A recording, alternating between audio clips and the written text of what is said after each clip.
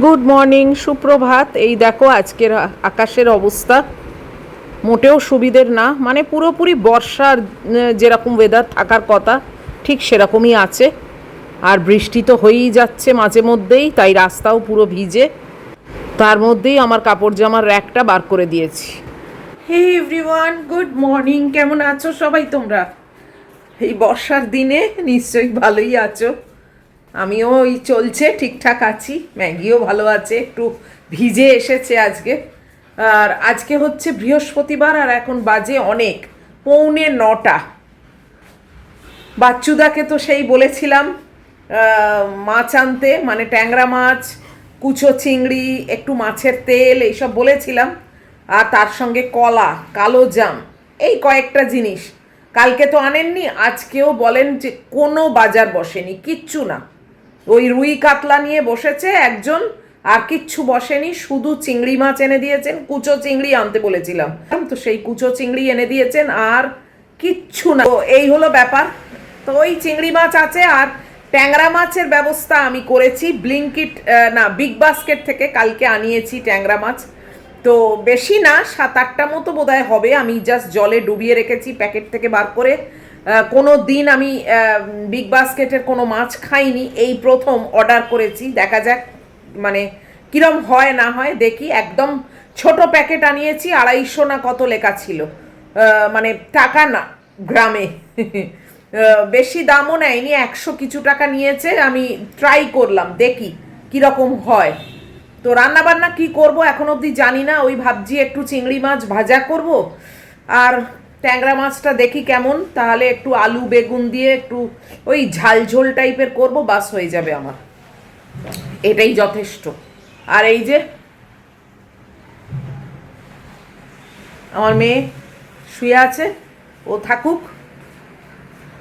আমার পাখাটার এখন অবধি গতি হয়নি। অনেকেই বলছো রিটার্ন করে দাও। আরে রিটার্ন করার হলে কি আর আমি করব না বলো?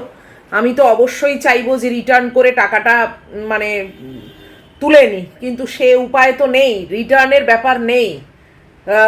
রিপ্লেসমেন্ট ছাড়া ওরা কিছুই করবে না।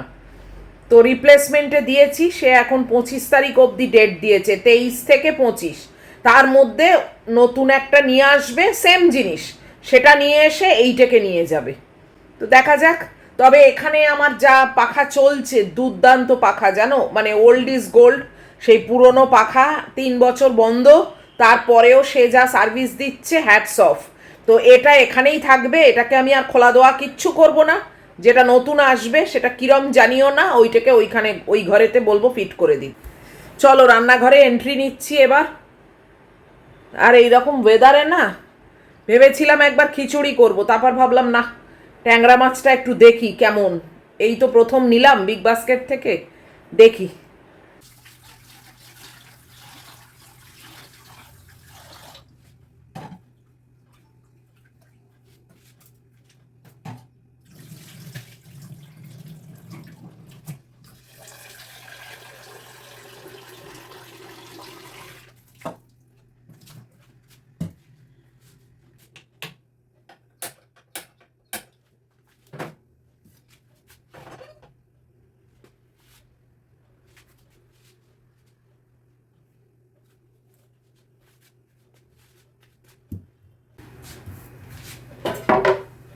ট্যাংরা মাছটা দেখে তো ভালোই মনে হলো, বুঝেছো তো।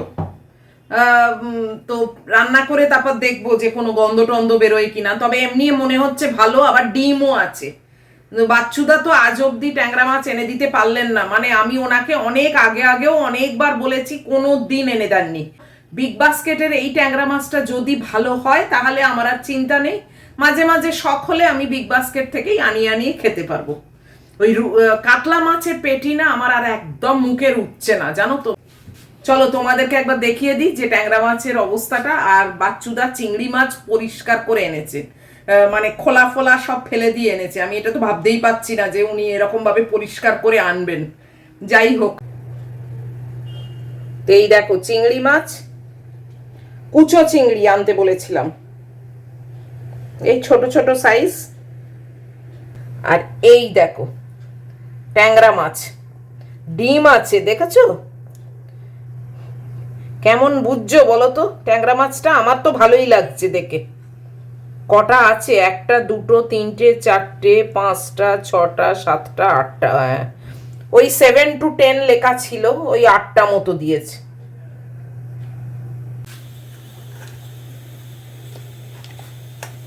এই কটা তুলে রাখলাম।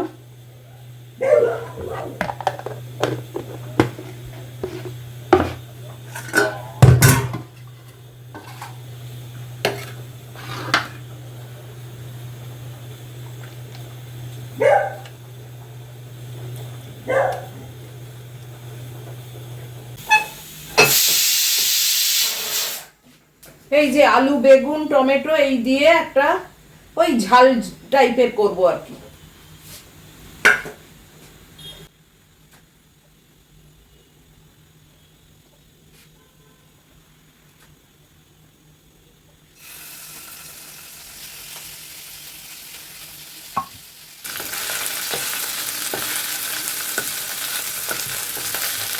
তিনটে মাছ নিয়েছি, সবই ডিমওয়ালা। এই ছোটটা বোধহয় নয়, হ্যাঁ একটুখানি আছে।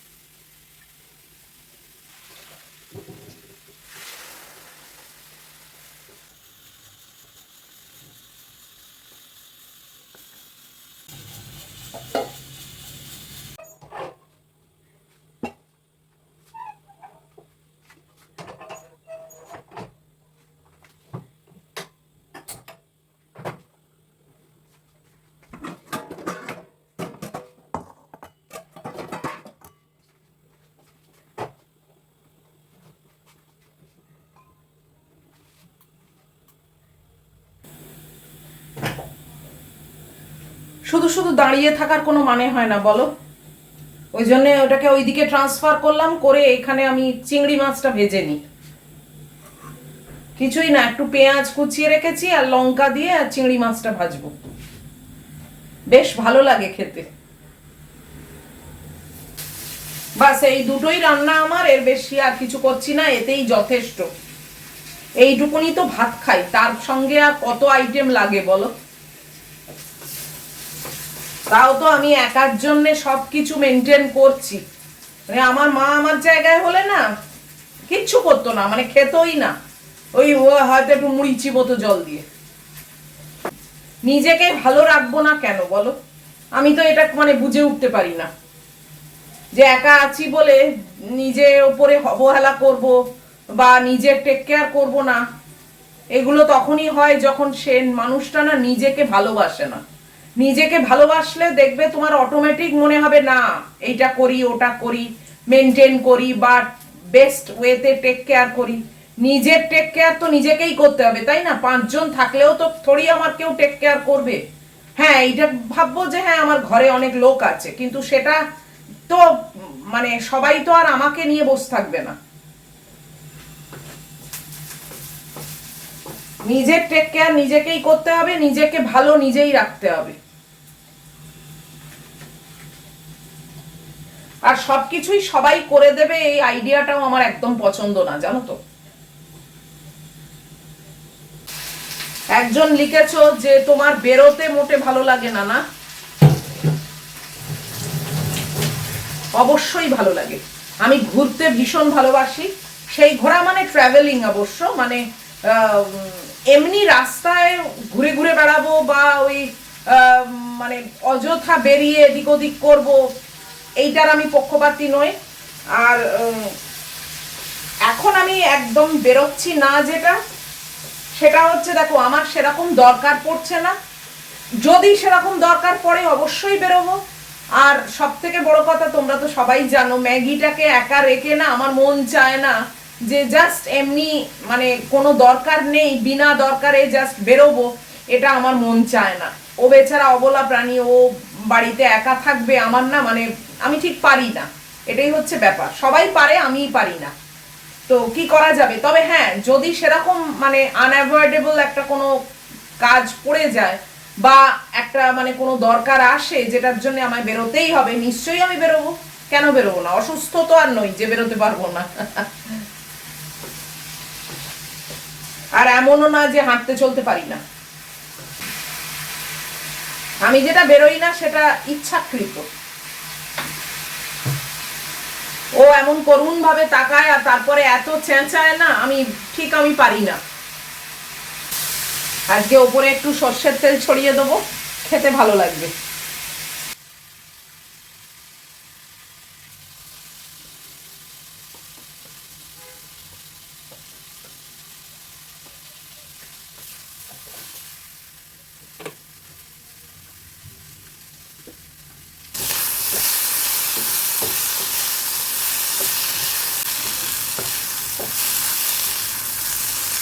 আর এটাও একটু দেখিয়ে দিই। এই দেখো, আলু বেগুন দিয়ে ট্যাংরা মাছ, খুবই সিম্পল ওয়েতে করেছি।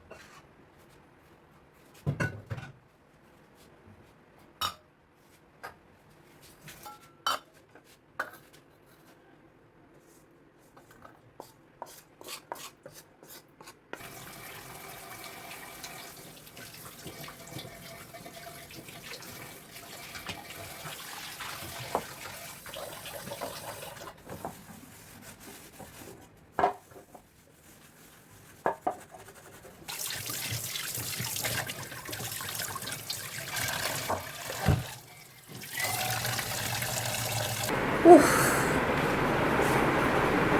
রান্নাঘরের পাট মিটিয়ে বেরিয়ে এলাম। বাপরে বাপ, পাখার তলায় এসে একটু শান্তি। কি গরম না, কি বল। এদিকে ম্যাগির খাবারও নিয়ে এসছি। আর আমার মহিলাকে একবার দেখে নাও, এই যে ওটস নিয়ে এসছি আর ব্রেড নেই।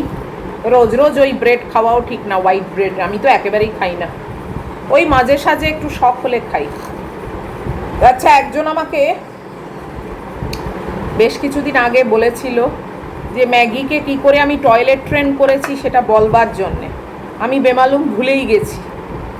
এই 2-1 দিন আগেও তার সঙ্গে কমেন্ট বক্সে কথা হলো, সে বলল না তুমি ভুলে গেছো, মানে বলা হয়নি আর কি। যদিও আমি মনে হয় আগে একবার শেয়ার করেছি এই প্রসেসটা, মেবি সে দেখেনি বা নতুন, যাই হোক সেটা হতেই পারে। দেখো, ম্যাগিকে আমি টয়লেট ট্রেন করেছি কিন্তু অনেক কাল আগে, মানে একদম ছোট বয়সে। এইসব জিনিস না যা করার ছোট বয়সেই করতে হয়, বড় বয়সে করলে খুব মুশকিল আর করা সম্ভবও হয় না। যখন একেবারেই ছোট থাকে না তখনই যা করার করে নিতে হয়।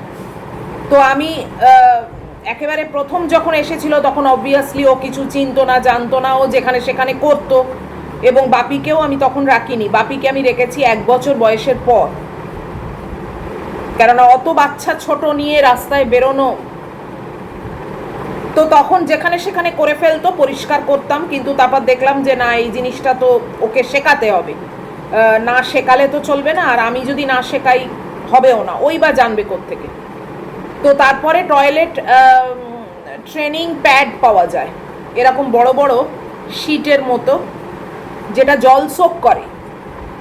তো সেই রকম আমি কিনলাম, কিনে তারপরে যেখানে পেতে দিতাম প্রথম প্রথম ও সেখানে করতো না, কেননা ওর কাছেও তো ব্যাপারটা নতুন, ও বুঝতেই পারতো না। তারপরে ও যেখানে করতো সেখানে আমি ওইটা চাপা দিয়ে দিতাম, তাহলে কি হতো, টয়লেটের গন্ধটা ওইটাতে লেগে যেত, এবং টয়লেটের গন্ধ শুকে শুকেই কিন্তু ওরা টয়লেট করে। তো তখন আস্তে আস্তে ও ওইতে করা আরম্ভ করলো। তাও যে প্রত্যেকবার করতো তা না, একবার করলো, দুবার করলো না, আবার একটু বকুনি দিতাম, যে তুমি ওইতে করো, এটা কি করেছো, এখানে কেন করেছো, ওইতে করো, এরম বলতাম। রেগুলার রেগুলার পেছনে লেগে থাকতে হবে, বুঝেছো তো? মানে জাস্ট একবার দুবার করলাম ও শিখে গেল, না, শিখবে না। রেগুলার করতাম, পেছনে লেগে থাকতাম, এই করে করে এই করে করে ও দেখলাম যে না, আর মাটিতে করে না, ওই পেপারের মানে যে শিটটা তার ওপরেই ও করে। এবার শিটটার ওপরে যখন করে তখন আমি মানে বেশ এক সপ্তাহ মতো যেখানে আমি দিতাম সেখানে ওই শিটের ওপরেই ও করতো। তারপরে আমি আস্তে আস্তে শিটটাকে সরাতে আরম্ভ করলাম, কেননা ও তখন ছোট, অত পজিশন তো বোঝে না। আমি একটু একটু করে শিটটাকে সরাতে আরম্ভ করলাম। এবার ও দেখতো যেখানে শিট আছে সেখানেই আমায় করতে হবে। তো এই করতে করতে আজকে মানে একটু সরালাম, কালকে আরেকটু সরালাম, এই করতে করতে সেই শিটটা আমি একেবারে বাথরুমের যে চৌকাঠ সেইখানে অবধি নিয়ে গেলাম। আর ও সরতে সরতে সেইখানে করতো। ও পজিশনটাও তো বুঝতে পারতো না হয়তো, ও দেখতো যেখানে শিট আছে শিটের ওপরে আমায় করতে হবে। করতে করতে আমি সেই কাগজটা মানে শিটটা আস্তে আস্তে আমি বাথরুমের ভেতরে ঢুকিয়ে দিই, সেখানে করলো। তারপর সেখান থেকেও আমি আবার সরাচ্ছি, করে করে করে করে একেবারে ড্রেনের কাছে ওটাকে প্লেস করলাম এবং ও সরতে আরম্ভ করলো। করতে করতে ও কেবল দেখতো শিটটা কোথায়, শিটের ওপর আমায় করতে হবে। কোন ঘরে কি বৃত্তান্ত, বাথরুম এসবও কিচ্ছু বুঝতো না। করে করে আমি শিটটাকে আস্তে আস্তে মানে এটা কিন্তু একটা লং প্রসেস, আমি বলতে যত কম টাইম লাগছে সেটা কিন্তু মানে বাস্তবে নয়, বেশ টাইম লেগেছে। তারপরে আমি শিটটাকে তুলে নিই। শিটটাকে তুলে নেওয়ার পর টাওয়েল দিতাম, পুরনো টাওয়েল একটা দিতাম, কেননা ও দেখতাম শিটটা যদি না থাকে ও না মানে এটুকু ওর বুদ্ধিতে হয়েছিল কিছুর ওপরে গিয়ে করতে হয়। এবার তখন আমি ছেঁড়া টাওয়েল দিতাম, কেননা শিটটা তো দেখো 10টা না কটার একটা প্যাকেট, সেটাও মানে অতটা পকেট ফ্রেন্ডলি নয়। তো আমাকে তো সব কিছুই চিন্তা করে করতে হয়, তো আমার সেটা খুব একটা বাজেট ফ্রেন্ডলি লাগেনি, কতদিন এরমভাবে চালাবো। তখন আমি আমার পুরনো টাওয়েল ছিল সেটাকে 4 পিস করে কেটে ওই বাথরুমে দিতাম, ও গিয়ে বাথরুমে ওর ওপরেই করতো, তারপর আমি সেটাকে ওয়াশ করে দিতাম, মানে কেচে শুকোতাম। তারপরে আস্তে আস্তে আস্তে আস্তে দেখলাম যে না, এটাও তো চলবে না, এটাও চলবে না। এবার ও আস্তে আস্তে বড় হচ্ছে, কতদিন আমি ওই টয়লেটের টাওয়েল কাচবো, করবো, হাইজিনিকও নয় আর আমারও ভালো লাগে না। তারপরে আমি আস্তে আস্তে টাওয়েলটাও তুলে দিই, কিন্তু ওইখানে তো একটা স্মেল ওরা পায়, যদিও আমি ওটা জল দিয়ে ধুচ্ছি কিন্তু তাহলেও ওই জায়গাটার একটা স্মেল ওরা পায়। ওদের স্মেলিং পাওয়ারটা অনেক বেশি আমাদের থেকে। তারপরেও আস্তে আস্তে আস্তে আস্তে দেখলাম যে যখনই টয়লেট পেত বাথরুমে চলে যেত, বাথরুমে গিয়ে ও ঠিক ওই ড্রেনের কাছেই বসতো এবং ড্রেনের কাছেই করতো। তো সেই থেকে ও শিখে গেছে, এখন তো আর ওকে বলতেও হয় না। তো এইভাবেই আমি শিখিয়েছি, কিন্তু এটা একটা লং প্রসেস, দুদিনে কি এক সপ্তাহের মধ্যে এটা কিন্তু হয় না। যে কোনো জিনিসই জানবে লেগে থাকতে হয়, না হলে কখনো হয় না, মানুষেরই হয় না। তো এ এত অবলা প্রাণী বলো। Practice makes a man perfect. করে করে করে করে করে করে ওর মাথায় ঢুকে গেছে যে হ্যাঁ, আমার বাথরুম মানে টয়লেট পেয়েছে মানে আমি এই কমন বাথরুমে নর্দমার কাছে গিয়ে করব। আর পটি